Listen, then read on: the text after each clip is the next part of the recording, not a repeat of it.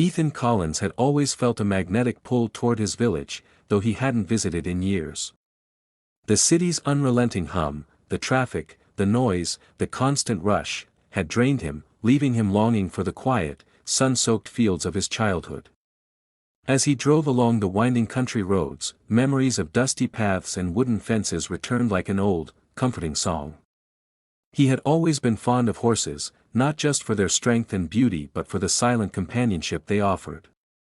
There was an honesty to them, a way of communicating without words, that humans rarely matched. The village looked almost frozen in time. Narrow lanes curved past stone cottages with blooming gardens, and smoke lazily spiraled from chimneys. Ethan's heart quickened as he approached his cousin Daniel's estate, a modest but proud property at the edge of the village.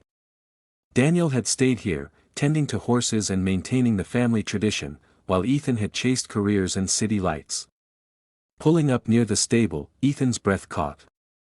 There, standing like a silent sentinel in the morning light, was a horse unlike any he had ever seen. Towering, chestnut brown with a sheen that reflected the sun, the animal exuded a quiet majesty that made Ethan pause. He had seen horses before, plenty of them, yet none seemed to embody such raw presence. Daniel appeared at the stable door, wiping his hands on a rag. He was older than Ethan remembered, his face lined from years of work and worry, but his smile remained familiar. Ethan. Back from the city, I see, Daniel said, voice warm but cautious, as though unsure what to expect. Yeah, Ethan replied, stepping out of the car. It feels like a lifetime since I last saw this place. Daniel gestured toward the horse. You remember Titan? Ethan blinked, taken aback. Titan, he echoed, approaching the massive creature. The horse's dark eyes followed him calmly, and Ethan felt an unexpected connection, a magnetic pull that stirred something he couldn't yet name. He reached out tentatively, letting his fingers brush the sleek mane. The horse lowered its head, nudging his hand gently, and Ethan laughed softly. You've grown since I last saw you, he murmured, more to himself than anyone else. As Ethan ran his hand along Titan's broad shoulder, the sound of footsteps made him turn. Lucas Harper was standing at the edge of the yard, leaning casually against a fence post. Ethan's chest tightened, a memory he hadn't anticipated resurfacing so quickly. Lucas had been his childhood friend, mischievous and magnetic, with a knack for appearing exactly when he was least expected. His hazel eyes held the same mischievous glint, but there was a subtle edge now, something more grown up, more calculated. Ethan Collins, Lucas said with mock surprise. Still chasing horses instead of city dreams? Ethan smiled, though his mind felt suddenly alert, tense. Some things don't change. Horses, for instance. Lucas's smile deepened, almost unreadable. Or maybe you just never outgrow certain passions. His words lingered, ambiguous, as though meant to test Ethan. Daniel stepped between them, clapping a hand on Ethan's shoulder. Don't start any trouble. Lucas just got back in town. Thought you two might catch up. Ethan nodded, forcing calm, but he felt a flutter of curiosity and unease. Lucas had returned without warning, and there was something in the way he observed Ethan, a quiet intensity that suggested secrets or intentions hidden behind that familiar grin. Later, they found themselves walking along the edge of the fields, Titan following lazily behind. Ethan couldn't help but compare Lucas to the horse, in a way, both commanding attention without demanding it, both capable of sudden energy and sudden stillness. As they walked, Lucas spoke of trivial matters at first, childhood memories, village gossip, even Daniel's stubborn habits. Yet beneath the conversation, Ethan felt currents of something unsaid, a tension that made him both wary and strangely drawn in. You've changed, Ethan, Lucas said finally, halting and turning to look at him. Not just grown up, changed. Different. There's something in you now I didn't expect. Ethan swallowed, unsure how to answer. There was truth in Lucas's observation. Years in the city had shaped him, exposed him to experiences he rarely shared with anyone. Yet this statement stirred an unexpected awareness of himself, an awareness of feelings he had not fully acknowledged. They arrived at the stable as the sun began its slow descent, casting long shadows across the yard. Titan shifted his massive body, snorting softly, sensing the subtle tension between the two men. Ethan ran his hand along the horse again, grounding himself. Care to ride? Lucas asked suddenly, gesturing toward one of the smaller horses tethered nearby. The question seemed innocent enough, but Ethan felt the weight behind it, the unspoken challenge, the invitation to step closer into Lucas's orbit. Ethan hesitated, then nodded. Sure. Why not? As they mounted and guided the horses into the open fields, the air carried the scent of earth, hay, and freedom. The rhythm of the horses' hooves against the dirt, the wind brushing past, created a strange intimacy. Words were unnecessary, yet the silence between them was heavy with unspoken recognition, memories, and the subtle stirrings of desire Ethan could not yet name. By the time they returned to the stable, dusk had settled, painting the sky in shades of rose and gold. Ethan dismounted, heart pounding in a way that had little to do with riding. Lucas lingered nearby, hands resting lightly on the fence, eyes watching him with an unreadable expression. Same time tomorrow? Lucas asked, casual, but Ethan sensed a challenge in his tone, a silent pull that promised complication, intrigue, and perhaps, danger. Ethan forced a smile, brushing dirt from his jeans. We'll see. As he walked toward the house, the last rays of sunlight catching Titan's glistening coat, Ethan felt a mixture of anticipation and unease. Something had shifted today, though he could not yet place what. The village, the horse, Lucas's unexpected presence. It was as if a door had been unlocked, revealing corridors he had long avoided exploring. And somewhere deep inside, he knew that returning to this place would change everything. Ethan woke the next morning with a heaviness in his chest that he hadn't expected. The memory of his visit to Lucas's house lingered like a subtle fragrance, pleasant, unsettling, impossible to ignore. As he moved through the quiet of his apartment, the sunlight slanting through the blinds caught dust motes in a way that made the room feel simultaneously vast and claustrophobic. His thoughts circled Lucas, the intensity in his eyes, the warmth in his voice, the effortless way he seemed to understand truths that Ethan had spent years hiding from himself. Grace called later, her voice cheerful over the phone. Breakfast at my place? She asked. Ethan agreed, though he felt an odd dissonance between the familiarity of her invitation and the turbulence inside him. At breakfast, Grace noticed his distraction. You've been quiet, she said, setting down her coffee. Something on your mind? Ethan forced a smile, shaking his head. Just tired, I guess, he said. But he knew the explanation was thin. Thoughts of Lucas, the subtle tension, the connection, the moral complexity, occupied more space than he cared to admit. The day passed slowly. Messages from Lucas arrived intermittently, short and casual. Hope your day is going well, one read. Ethan hesitated before replying, conscious of the delicate balance he was navigating between curiosity and propriety. He responded briefly, avoiding the temptation to dwell on the subtext of their interaction. Each notification felt like a pulse, reminding him that the story was not yet complete. Later in the week, Lucas unexpectedly appeared at Grace's house. Ethan's heart skipped, caught off guard by the presence that had already taken on more significance than he expected. Lucas greeted him with a nod, an acknowledgement that carried layers of meaning without words. Grace, unaware of the unspoken dynamics, chatted animatedly about her week, her eyes occasionally flicking toward Michael, who listened silently as always. Ethan noticed the subtle exchanges, glances, pauses in conversation, a hand lightly brushing the edge of a chair, that made the room feel smaller, more intimate. He realized that this was not about physical attraction, at least not in the conventional sense. It was about recognition, being seen in a way that required neither explanation nor justification. He felt a mixture of exhilaration and guilt, a complex cocktail of emotions that left him simultaneously energized and burdened. During lunch, Lucas leaned in slightly while discussing mundane topics, and Ethan caught himself absorbing every word, every inflection. The conversation drifted toward personal histories, family expectations, and the choices that define us. Lucas spoke candidly about his own struggles, the ways he had had to conceal aspects of himself, and the quiet courage it required to live authentically. Ethan listened, recognizing reflections of his own internal conflicts. "You know," Lucas said softly, "sometimes the hardest part isn't discovering who you are, it's accepting it. Accepting it without fear, without shame." His words lingered in the air, unspoken but palpable, striking chords within Ethan that he hadn't realized were still tender. Ethan felt compelled to respond, to articulate the truth he had kept locked away. Yet he paused, weighing the consequences, the familial ties, the delicate morality of the situation. In that pause, he realized something crucial: this wasn't about temptation or betrayal.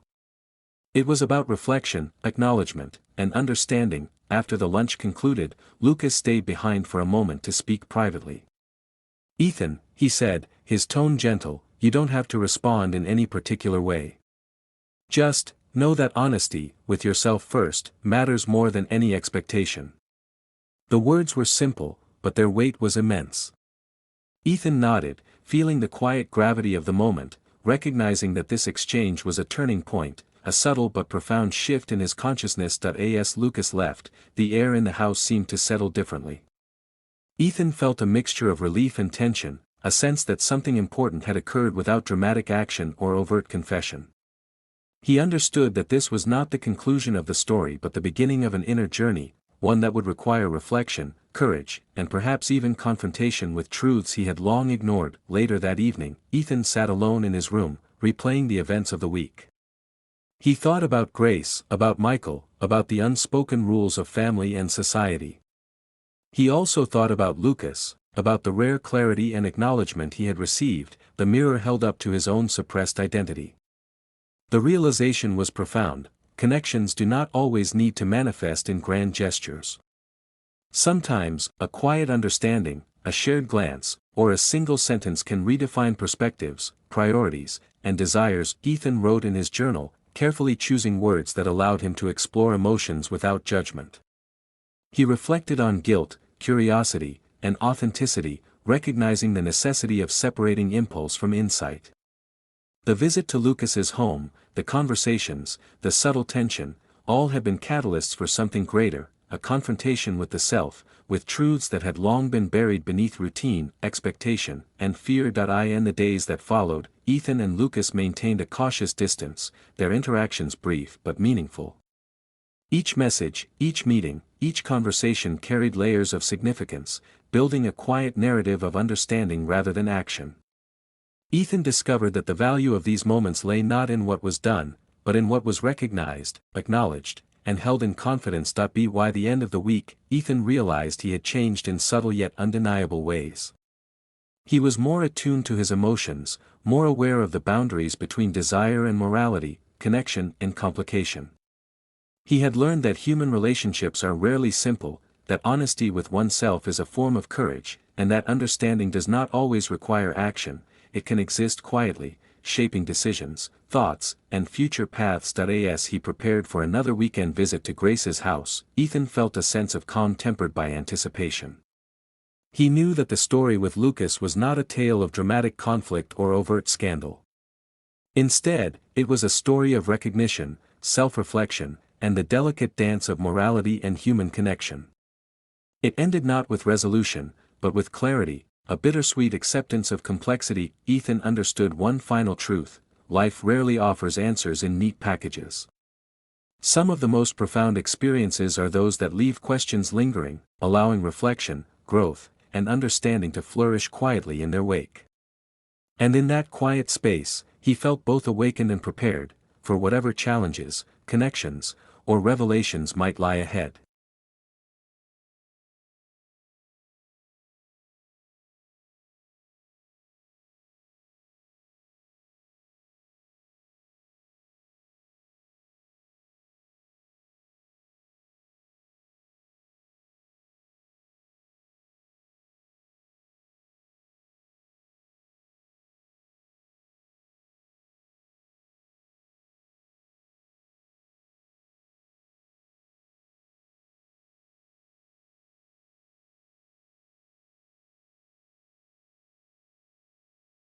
The next morning, Ethan woke with the uneasy residue of dreams that wouldn't quite dissolve.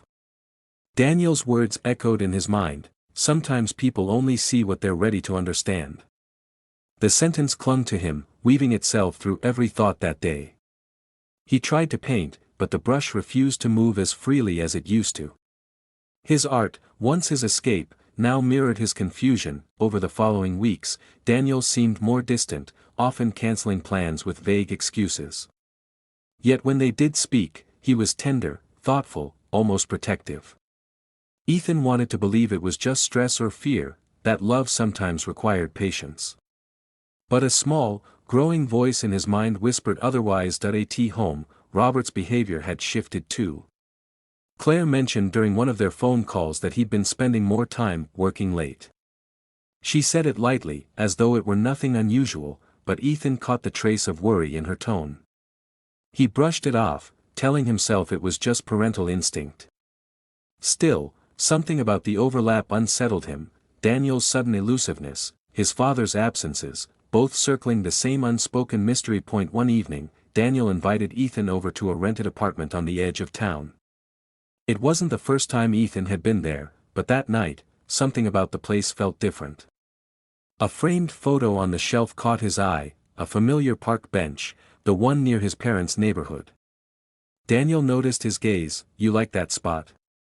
Daniel asked, his tone calm but watchful. "I grew up near there," Ethan replied. "It's strange. I've never seen anyone take that exact picture." Daniel smiled faintly. "Maybe we've crossed paths before and didn't know it." Ethan laughed softly, but his heart gave a small, uncertain flutter. Maybe. As the night went on, the conversation drifted from art to childhood. Daniel listened intently, his questions gentle but probing. When Ethan mentioned his father, his rigidity, his pride, Daniel's expression shifted for just a moment, as if something unspoken had struck him. "He sounds complicated," Daniel said quietly. "He is," Ethan replied. "But he tries. I just wish he'd see me, really see me." Daniel's eyes softened, though his voice trembled slightly.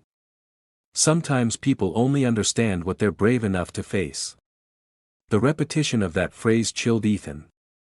He tried to mask his reaction, nodding slowly, pretending it was just another coincidence. But the air between them thickened, as though truth hovered just beneath the surface. Later that night, when Daniel stepped into the kitchen to pour wine, Ethan's phone buzzed with a message from his mother. "Dad's been acting strange lately. He keeps saying he needs time alone. Are you okay?" Ethan glanced toward the kitchen doorway. Daniel was humming softly, the low tune oddly familiar. His father used to hum the same melody on Sunday mornings. His chest tightened. It couldn't be. His mind raced to connect fragments that refused to align, the phrasing, the park photo, the tune. They were just coincidences, they had to be. But then, Daniel returned with 2 glasses of wine and said something that stopped Ethan cold. "You remind me of someone I used to know, someone who wanted the world to make sense before they could love themselves." It was a phrase his father had once told him when he came out at 18, word for word. Ethan's pulse roared in his ears. The glass trembled in his hand. He forced a smile, pretending not to notice, not to understand. The rest of the evening passed in fragmented conversation, his mind caught between disbelief and dawning fear. When Daniel finally left for a meeting, Ethan sat in silence, surrounded by shadows. He couldn't sleep. At midnight, his curiosity overtook his restraint. He picked up Daniel's coat, which he had left draped over the couch, intending to hang it up, but as he lifted it, a wallet slipped from the inside pocket. He hesitated before picking it up. His conscience begged him to stop, to respect privacy. But his instincts screamed otherwise. Inside was a driver's license. The name was what shattered everything, Robert Cole. Ethan's breath caught violently. His body went rigid, a tremor crawling down his spine. He blinked, hoping he'd read it wrong, but the letters stayed fixed, undeniable. The photo showed his father, younger, smiling faintly, and beside it, a folded paper tucked neatly into the wallet's sleeve.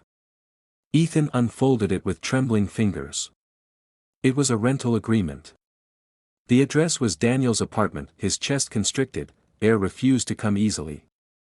Daniel wasn't just some mysterious stranger. He was his father, not in body, but in disguise, in deceit, in betrayal deeper than Ethan could have imagined. Robert had been living a double life, pretending to be someone else, pretending to understand Ethan by becoming the kind of man Ethan might fall for. The room swayed. Ethan dropped the wallet as if it burned him.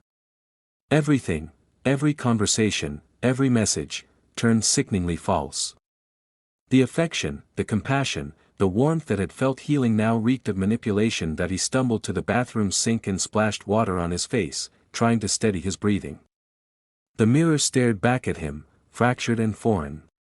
How could his father have done this? Was it a test? A punishment? Or worse, an attempt to feel what Ethan felt, to study his son's love from inside the wound itself? By morning, Ethan couldn't bring himself to speak to anyone. His phone lit up with messages from Daniel. "Are you okay? You left something behind, please, don't disappear." He ignored them all. Each word now felt like poison. That evening, he drove to his parents' house without fully deciding why. The drive blurred past him, light smearing across his windshield, heart pounding against his ribs. When he arrived, Claire opened the door, surprised to see him. Robert wasn't home. He said he had another late meeting, she said softly. Ethan forced a nod, his voice barely holding steady. "Yeah. I figured." He walked through the living room, taking in every detail, the framed photos, the smell of coffee, the piano in the corner. It all looked exactly the same, and yet none of it felt real anymore. When Robert finally came home near midnight, he froze at the sight of Ethan standing by the window. For a heartbeat, neither of them spoke. The tension between them was no longer invisible, it was alive, pulsing through the air. "I know," Ethan said finally, his voice shaking. "I know who Daniel is." Robert's face drained of color. He opened his mouth, but no words came. Ethan's eyes burned with tears he refused to let fall. "Was this your way of understanding me? Pretending to be someone else?